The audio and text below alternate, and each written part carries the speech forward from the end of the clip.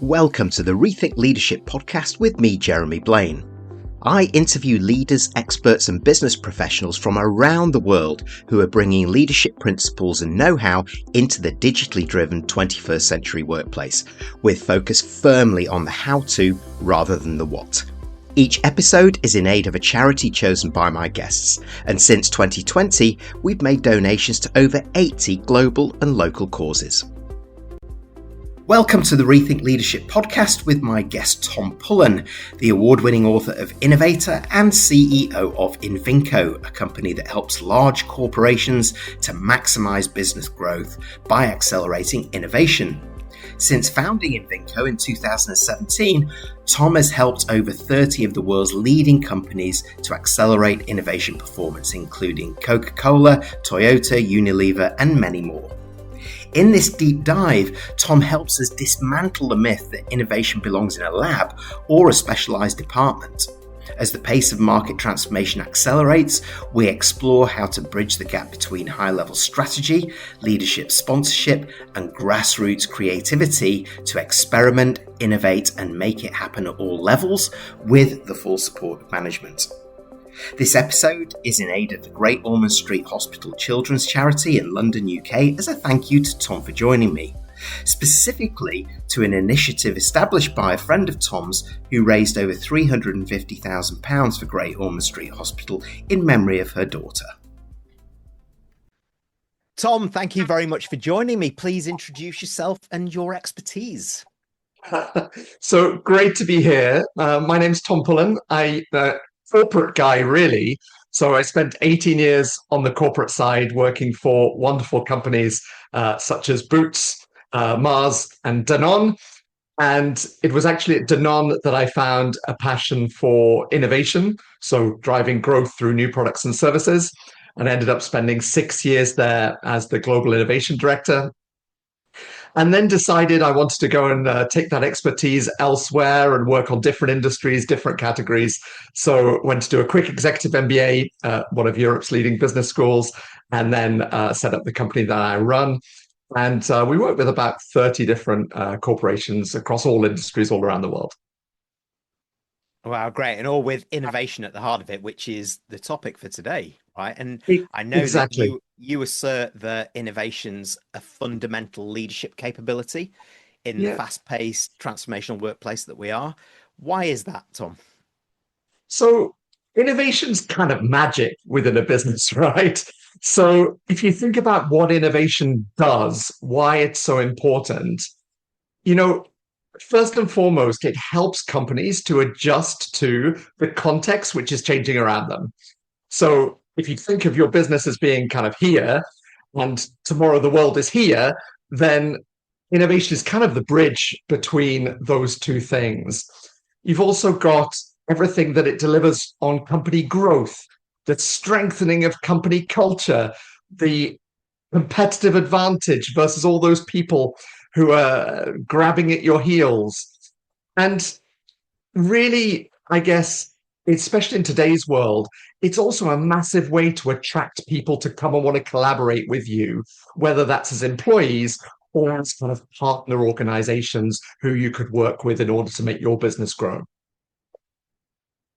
Yes, I'd agree with that. So in that same sentiment then, is innovation an all-level activity, or is it fundamental to leadership in your view?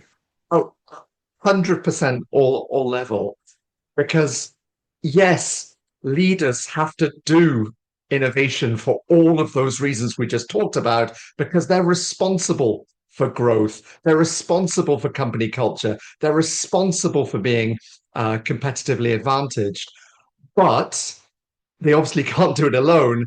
And they need the teams to operate within that kind of same mindset, ideally within a culture that's been built from the leadership down. Yeah, that's right. And it's funny, isn't it, how many of these things boil down to culture and bringing people along with you.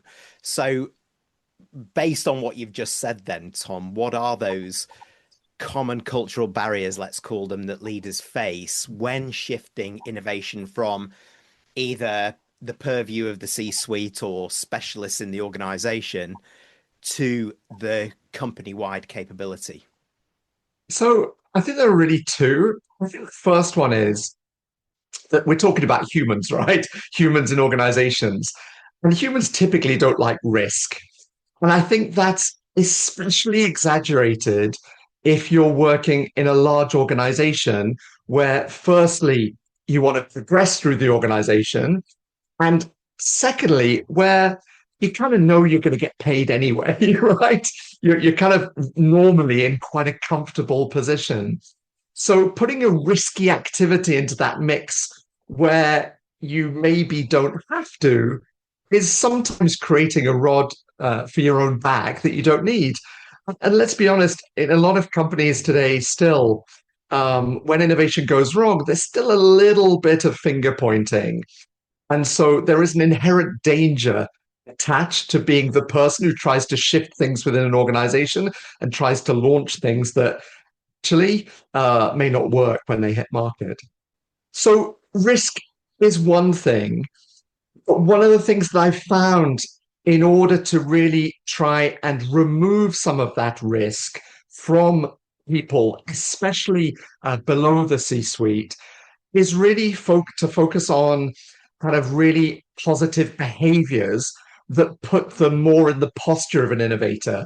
So instead of saying, you must do it and it's risky, why not let's work together on building your behaviors such that innovation's more likely to happen?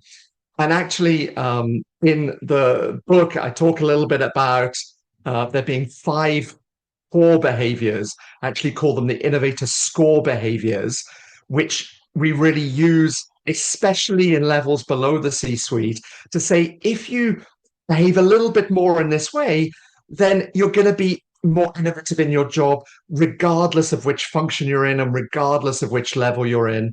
And so those are strategy smart. So being really clear on what the strategy is and making sure that what you do on an everyday basis is aligned with that.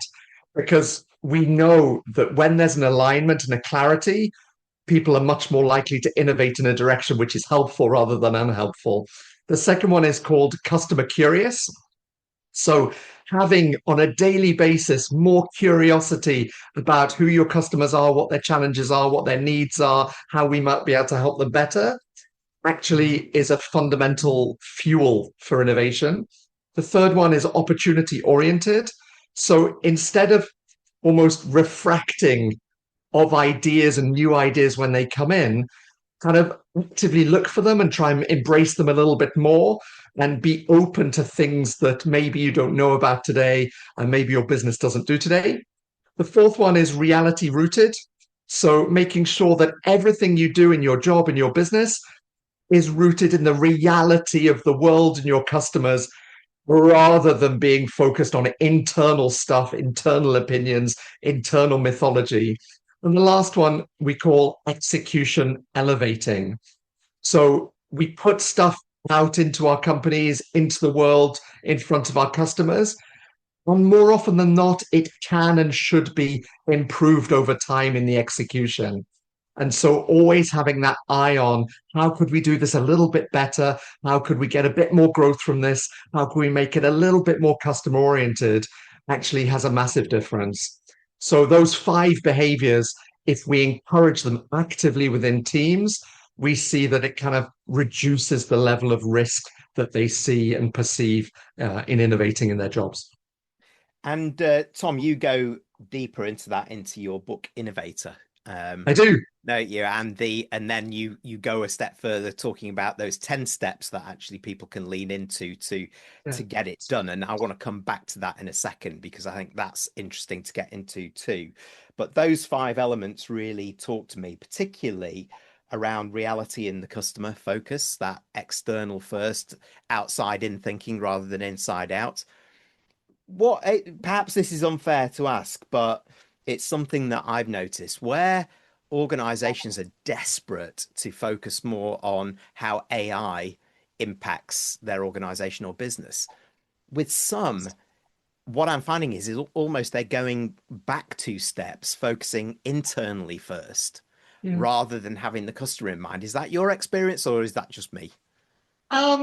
I think there's a lot of confusion about AI, actually. I think it's almost become this mythical holy grail of a technology that people are a bit mystified by. And what surprises me a little bit, but also kind of is unhelpful, is when people see it as a strategy. And the way that I always try and just simplify it is it's just a tool, right? It's a really good tool, and it's probably one of the most powerful ones we've ever had, but it is a tool. And therefore, it's a tool that has to you use to help you achieve something. And what you want to achieve with your business hasn't changed and shouldn't change, at least not that much. And so I think the key thing on AI is to make sure that it's helping you go faster, quicker, more efficient on doing your business in the best way that you can. And the business in the best way that you can should include being rooted in the reality of your customers and what they're trying to achieve and how you can serve them better. So I think a lot of internal navel gazing, a little bit about AI and how to integrate it. But if you see it just simply as a tool that should help you achieve your results quicker, better, faster, then actually it just kind of de-dramatizes the whole subject. That's really well said. De-dramatize is a great word, which is I'm going to claim now. And yeah, that can be used in many, many, many aspects of the To be really honest, Jeremy, I think that it's actually probably a French word because I'm based in France. And Right. after 16 years, there's a few Frenchisms that have crept into my language. So that's probably one of them. There are some fantastic Frenchisms though that really get to the heart of what you what they mean. I know what you mean there.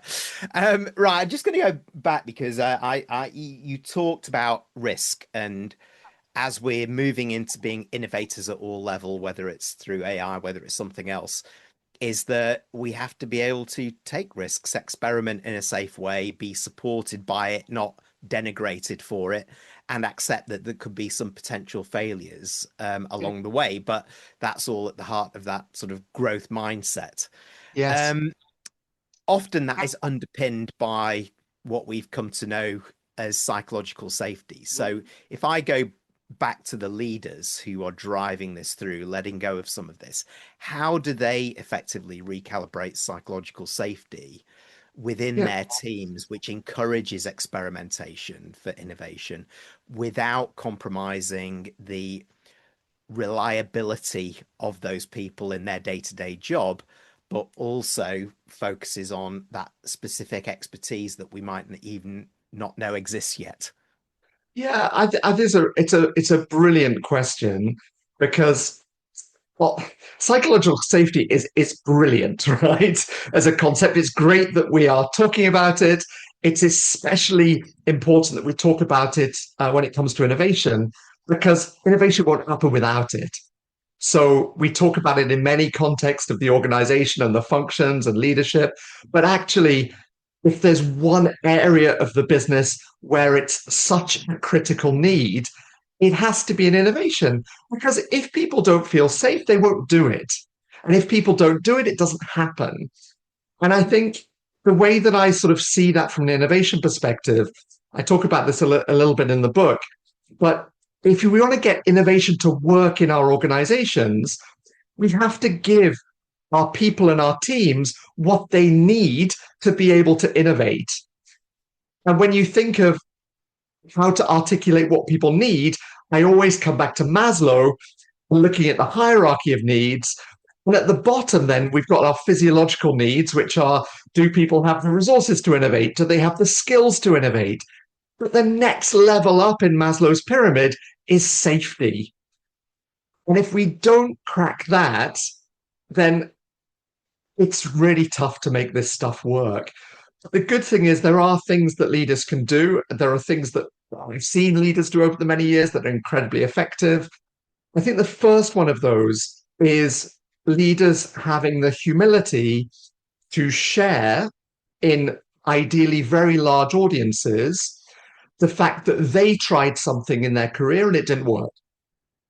And yet they are still in the place where they are today.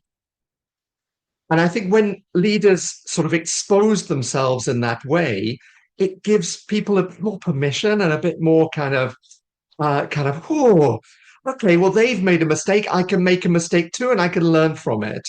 So that, to use the word we used earlier, de-dramatizes a bit what happens if something goes wrong.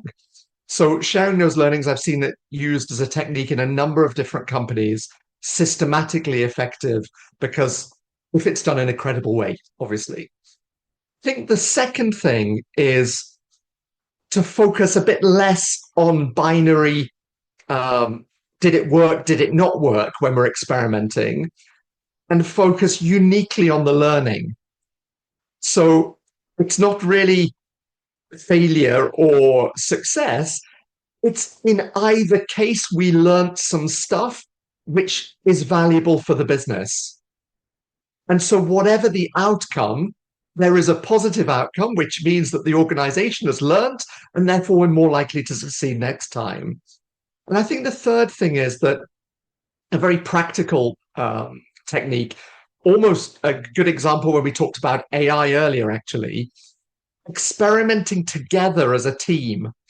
So rather than saying to one member of the team, right, you are going to be the AI champion, and I put this monkey on your back, and you kind of need to sort it out, really to say, look, let's make some small tests, some small bets, some small experiments together, try together, learn together, sometimes fail together, but at least we're doing it as a unit, as a team, which also helps to build the culture and strengthen the culture of the team as well. And then it takes a little bit of the personal risk out of it, I think. Yeah, some great points there. So I like that final bit, that sort of use the crowd, that crowd experimentation, whether it's a team, whether it's cross-functional, whatever.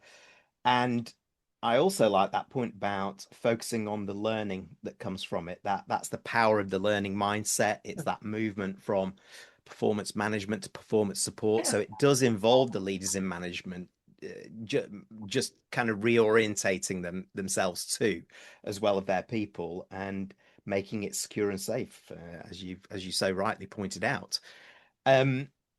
We've touched on your book, and I know that you've got some great frameworks because it's very much about how to. Yeah. And so we've talked about a lot about so far, what do we need to have in place? So tell us about some of those frameworks that you implement and that you cover in your book to ensure that this grassroots innovation remains aligned to the high level growth objectives and strategy of the organization, but also involves executive leadership and management in that very strongly supportive learning based role. Yeah, sure. So I think to give you a point of context about my experience, I guess, with methodologies, there are lots of innovation methods, frameworks, tools around the place.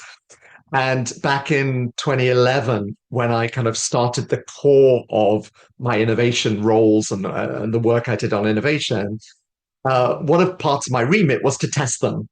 So we didn't have them in place in the organization I was working with. So it was a case of, let's test some different things, see what works, and then double down on what works. And what I quickly found was that actually two things. Firstly, a lot of companies, and I've found since that the majority of companies think they've got an innovation process or method in place, but actually they don't. What they have is a governance structure. So if you think about the majority of large organizations have sort of like an innovation pipeline or an innovation funnel or an innovation stage gate process, often the stage gate process. And sort of superficially, that looks like this is how we do innovation. But the only objective of that thing is to make the decisions. That does not help in any single way the people in the teams who are trying to push those projects forward in a good, positive, successful way. So that was really missing for me within the organization I worked with, and subsequently with lots of other organizations that I've worked with. I think the second thing was that we all know that innovation in large corporations needs to go a bit faster. than it does typically, right? But a lot of the methods that are a little bit more agile, a little bit more lean, a little bit more sprint, are not really designed for the reality of large corporations. And so we want a bit of it, but we can't employ it directly because actually it doesn't work in the context that is very specific about larger organizations. So that's where I decided to create a method, a framework, which, as you said, is in the book. So it's called the Innovator Way. It's 10 simple steps to help you innovate with speed, scale, and confidence. And the starting point for that was just saying, look, could we make innovation as simple as painting by numbers? I.e., can we boil it down into a step-by-step, color-coded process which allows someone with no innovation experience to move from strategy right through to launch and reviewing a project afterwards? And so that's what the book is. That's what the method is. It's exactly the same method in the book as I deploy in corporations today, and it works really well. We've tested it across cars, construction, healthcare, and logistics and luxury, and lots of different sectors. Great. And as a framework behind the book, the Innovator Way makes a lot of sense. It's a journey. It's getting everything in place, first of all, building that foundation for people to move from, the right management in place to do so, etc. So I'm sure, Tom, there are many leaders tuning into this, say, right, well, okay, I get all that, but how do I start, or how do I accelerate? So do you have 3 pieces of advice for them? Yeah, sure. I think so. The first one would be just make sure that your strategy is short, sharp, and engaging. You know, innovation is and will only ever be a means to achieving strategy. So unless that building block is in place and it's clear and it's short and it's sharp and it's engaging, the innovation won't flow from that in a meaningful way.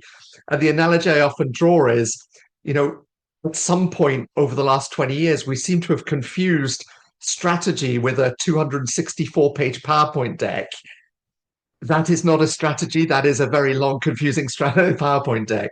The best strategies that I've seen in my corporate career would be summarized on the side of a mug. And incidentally, if you have it on the side of a mug and it sits on people's desks, then people's actions in the team are much more likely to be aligned with that. So the first one, be incredibly sharp, engaging, short on what your strategy really is. The second one is a really basic one, but increasingly as leaders get busy, as they get swamped with meetings, swamped with different projects and priorities, they typically spend less time with customers. And that is a huge mistake, because we know that customer-centric organizations perform better than non-customer-centric organizations. And I often tell the story of one of my previous bosses who was the CMO at a large organization, who every single business trip he did around the world, he made time to go into customers' homes. And that was the CMO, right? So if he can do it, then we should all be doing it more frequently and building it into our agendas, not as an on-top nice to have, just as a way of that's the way our business, our team functions. We're going to spend a day out once a quarter or every 2 months. We're going to go and visit customers in their office, in their homes, spend some time and learn what we can do better. And I think the third thing would be, you know, if we want our teams to innovate, we have to help them to innovate, like do innovation, right? We cannot just say, just go and do it, because that's like saying to someone who's running the marathon, just go and run the marathon and win the marathon. It's ridiculous. It's ridiculous. we need to support them, help them, guide them, coach them, train them to give them a fighting chance to deliver innovation for success. And there's almost no excuse for that today because, there are books out there and some great ones. There are training programs that are really good as well. There are podcasts, there are videos. Really, there's so much great material available that we just need to point our teams in the right direction to get the stuff that's specifically going to help them in their jobs. Well, in 3 points, what a way to, with using my new favorite word, de-dramatize innovation. So thank you for that. And you're so right. If you can capture the strategy in such a meaningful, short, powerful, repeatable way for everybody, you help your teams by doing that as well. You get customer centric and you have the customer at the heart of it. You're well on your way. And then giving people those resources to help them and the ideas. Well, I can think of no better resource than the book by you, Tom, Innovator. Thank you. So how do people get hold of your book, find out more about your services, and get in touch to continue the discussion? Yeah, of course. So happy to help. So the book looks like this. I don't know if I can show that. So it's available on Amazon. It was actually the bestseller in 9 categories on Amazon at publication. So very happy with that. For people listening in the UK, it's also available in Waterstones, Foyles, Hatchards. So the best bookshops in the UK as well. Also available online in places like Barnes & Noble and in the US, and obviously all of the big chains around the world as well. In terms of connecting with me, I'm a very big LinkedIn fan. So please feel free to follow, connect, DM as you wish. I'm on there every day trying to share some thoughts about innovation and how to do it, and also things that I see as I travel around the world. And that's it, really. Well, Tom Pullen, thank you for joining me. It's been an absolute pleasure. Thank you. Thanks for tuning in to the Rethink Leadership podcast with me, Jeremy Blaine. Please like, comment and support us on your favourite platform, and subscribe to our YouTube channel where you can watch as well as listen to each episode.